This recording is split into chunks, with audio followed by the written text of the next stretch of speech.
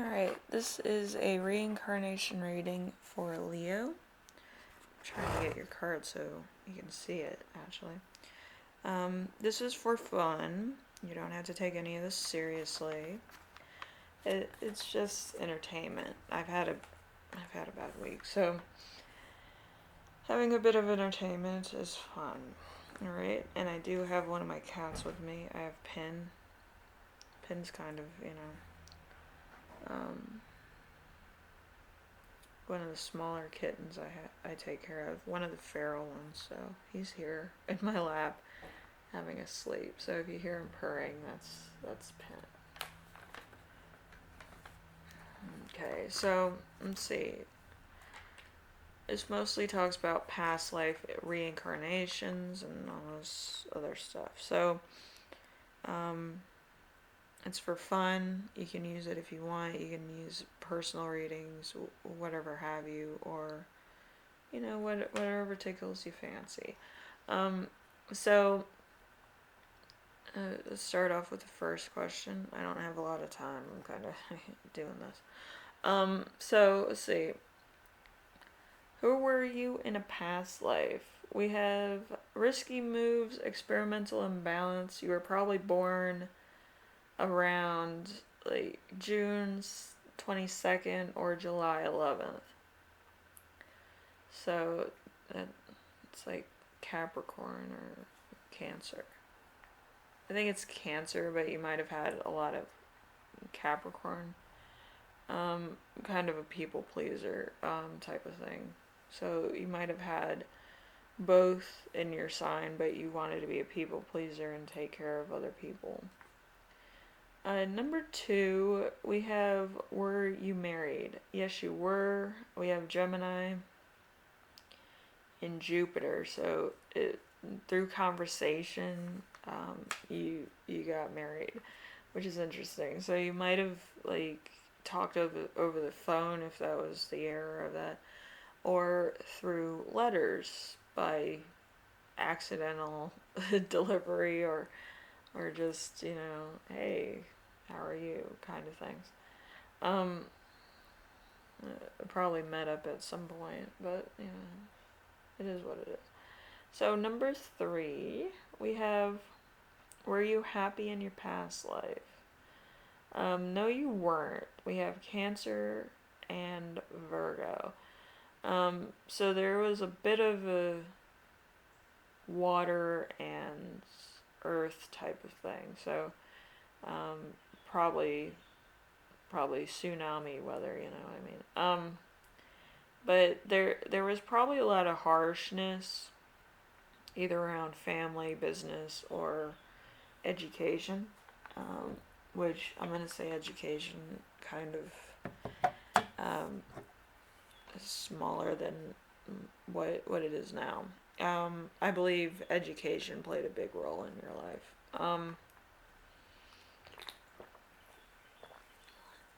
Either through your own experience or lack thereof from other people. Number 4, what kind of work did you do in your life? You had careers involving partners working in foreign lands or Paris.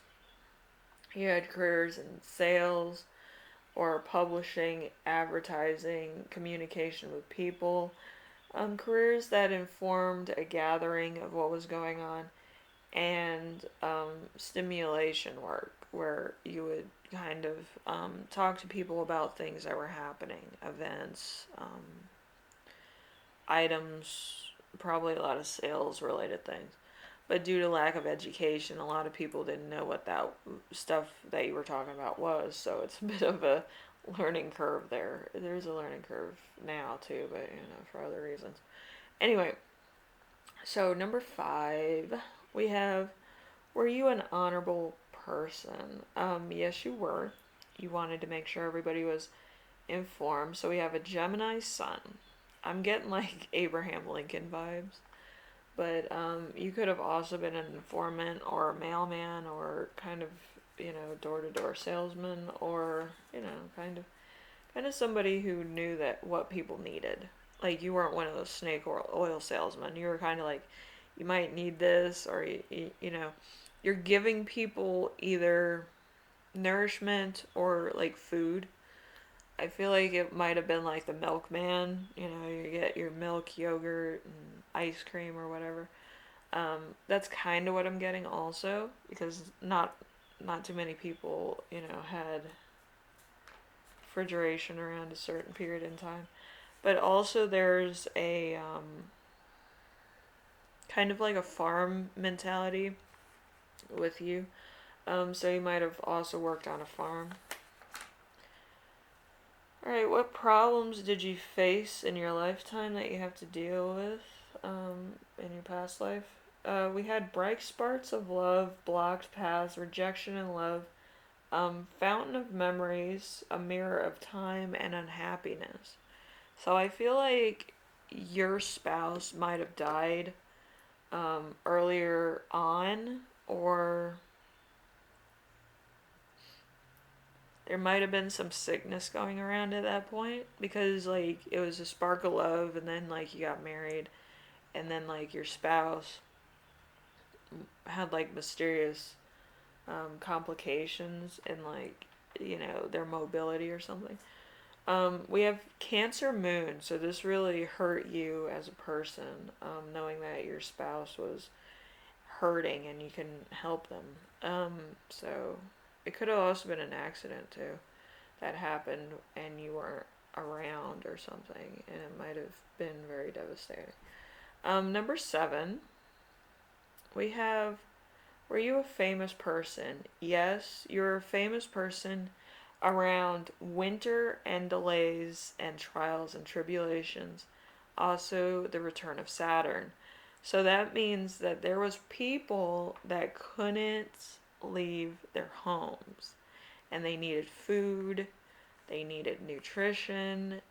Some people might have not paid you, but you still made it a point to make sure everybody ate, and that's pretty big. Okay, so it might have been in the dead of winter and people didn't have money for food. You might have made like meals and you like delivered them to their houses. There might have been a pandemic around that time. There might have been some other thing that crippled people. It might have been the Great Blizzard of such and such a time. But you made the rounds and made sure everybody got fed, everybody had food, everybody had warmth. And you yourself might have struggled with staying warm around that time. Um, I'm getting like you were freezing, like you had like a windbreaker on basically, and you had to put paper in your jacket or something, which is, you know, really interesting but really cool all at the same time. You might have also had a lot of obstacles, like it said on number 6, a lot of obstacles, but and a lot of blocked paths because of trees and stuff and snow.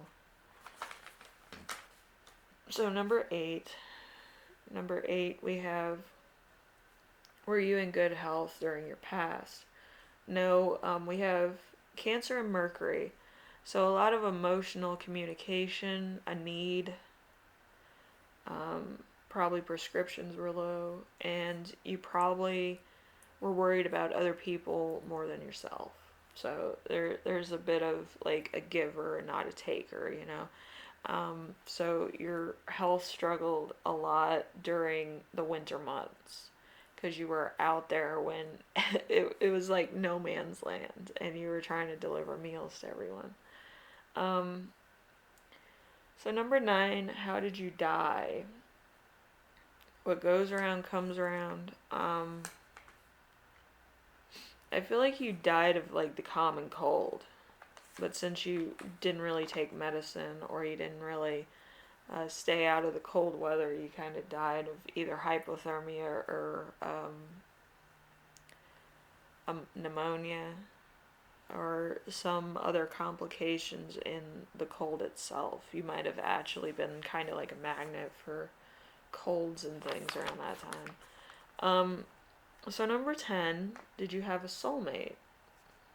Maybe. I believe you might have met in passing. It was probably a long conversation too. You probably made it a point to help somebody who was in dire need. There was nothing that really came of this. It looks like it was on friend basis because we have energy. This person gave you energy. They might have actually cooked you food. They might have been a caregiver themselves. Um, they gave you energy. They might have been a Taurus or a Gemini. They liked talking to you. So, um, number 11, we have, is your present love somebody that you knew from a past life? No, they're not. Loves from your past lives did not have Sagittarius, Pisces, and they didn't have any luck in getting what they wanted. Um, the people that were in your past life were kind of people of circumstance, humble beginnings, and the community watched out for each other. I believe that the one that was your soulmate in past life was some type of nurse, but she never like got a degree in nursing. She was kind of um, she kind of knew what remedies were and like really old folk recipes for curing the common cold and things. Um, yeah, so more natural than most people. So number 12. Number 12, are you linked to your parents of today from a past life? No, actually. Uh, in past life, you didn't have a father to provide for you per se. You had a family of people, so that's why I say that it might have been a farm that you lived on. Um, there was like how many people? There was two parental figures, um, but I think it's like okay, so you had a total of 12 people living in and around like a farm. They probably were, excuse me, relatives, cousins, friends of the family, and the community itself. Maybe you were in like a small like subdivision of 12 or 13 people. But all these people kind of looked out for each other, and if you couldn't pay for something, they would kind of pull the budget to help you with stuff like that. And I believe you were kind of the one that was kind of like the the bulldozer that wanted to make sure that you gave back to your people and your own community. Number 14, we have what do you need to learn in this time period? Um, Legal rights, law, leadership, authority, and power. Challenging legality of something. Um, it's a very Aries powered thing. So this is a very fired up thing of circumstance. And I don't think it has to do with like government per se. I feel like it's more local. Maybe your local government is very hands off when it comes to certain issues in the communities, or what exactly is amenable for long standing courtesy. I feel like there might be kind of a loss there, some period of something. But I feel like you want to have like kind of a more interactive community than what you have now. People are introverts, which sucks, you know. Introverts are kind of like they want to do their own thing. I find it very like standoffish and like very passive aggressive for somebody to say like they're not interested in something, but they're in a neighborhood that has a lot of activity going on, or they have a lot of um, other things going on that might have been good for the rest of the community to know about. You know, I find it very sneaky. There's a lot of people in my neighborhood that are like introverts, but they're trying to run like other club interests that they don't tell anybody about. It's very sneaky. So I kind of get where this type of thing's coming from. So number 15. Number 15, will you be reincarnated after this life? We have yes, because there's an Aquarius moon. You might have been born into an Aquarius moon. You might have actually befriended somebody with an Aquarius moon. This person will need you in the next life. So, how fun. So, that was exciting, right? But yeah, I feel like you're more dutiful if you feel like you have a purpose. And in your past lives, it showed that as well. Um, it seems like you want to do the right thing by the majority and, kind of be more close knit to people around you than what this generation is about. They don't like something, they get triggered, and then they start marching everywhere. Um, which helps a lot of people feel calmer, but it kind of makes it into a cesspool of disagreement, and it divides everyone. The more you protest, the more you divide everybody into little Ritz crackers of, division. Um, and and with a lot of this stuff, I feel like it's very trivial. Like if you needed certain things, like medical treatment or something, you're not having an entire mob of people like, oh my gosh, we need this, this, and this. I find abortion to be very trivial. If you need it, go get it. But yeah, we stay on shit like that, and then we're not like rioting in the streets over cancer research or AIDS research or heart disease or car safety or children's, nutrition or anything or hunger or anything like that.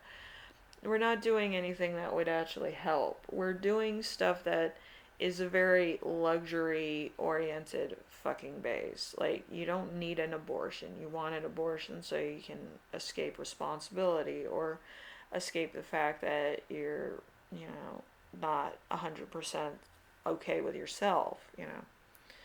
But, yeah, some people don't want to grow up because they feel entitled that the world owes them something. I myself want to have kids. I can't at the moment. I'm trying to go through a kind of experimental study, to see if, I can actually reproduce without a period, which is harder than, thinking about it. But I'm hoping I get my period back actually. So it's, yeah, I had cancer a while ago, a cervical cancer thing. The tumor, actually was not where it was supposed to be, in order for it to be safe for me to have children. So, um, I'm hoping the experimental surgery allows me to actually have a child through natural, um, thing. But it is what it is, right? Um, I want to have children, and that's kind of one of my hangups. I don't really like abortion, but I want to have children because I want to teach them stuff. I want to show them like this is the park. This is a slide. This is the type of dopey shit that nobody else is like. Oh, let's do that today. No, I want to show my kids like this is New York City. This is California. This is Colorado. That type of thing.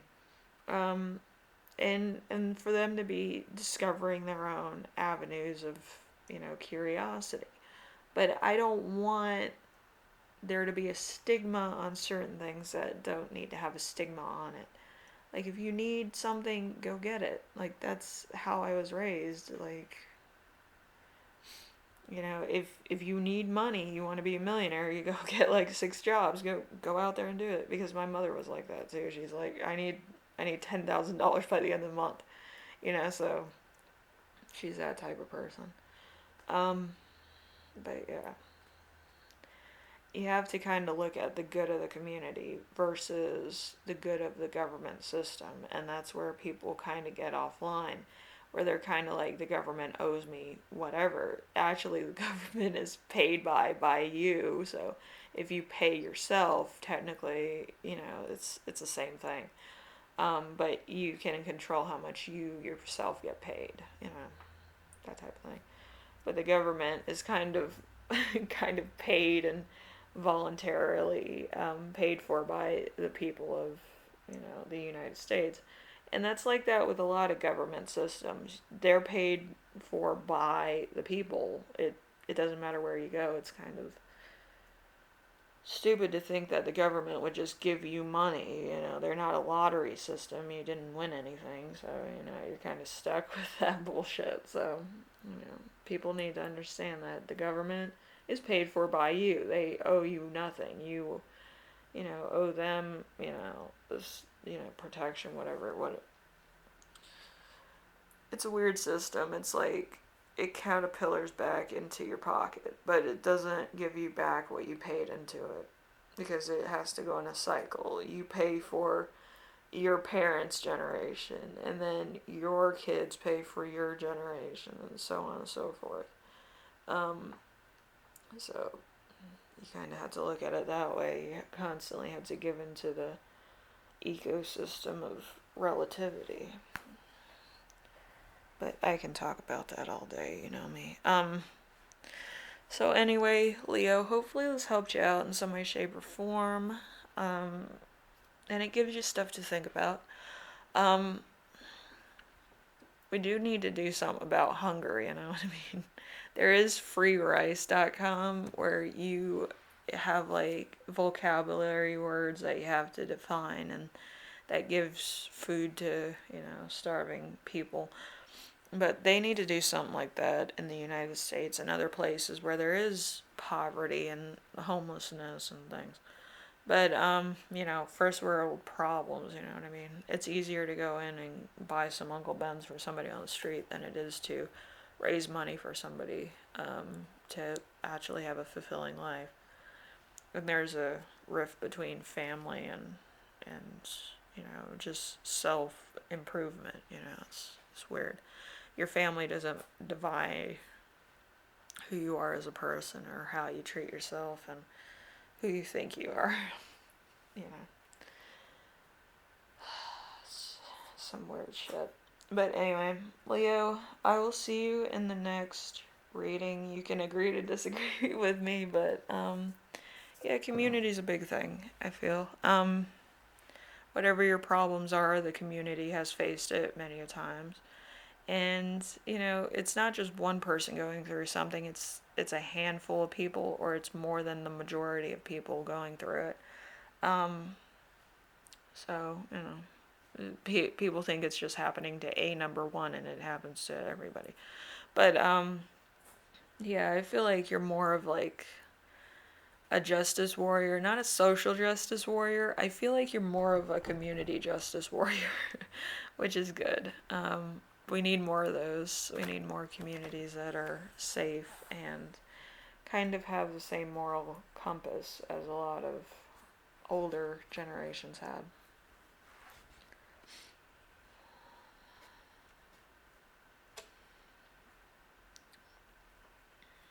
All right. So I'll see you in the next one, all right?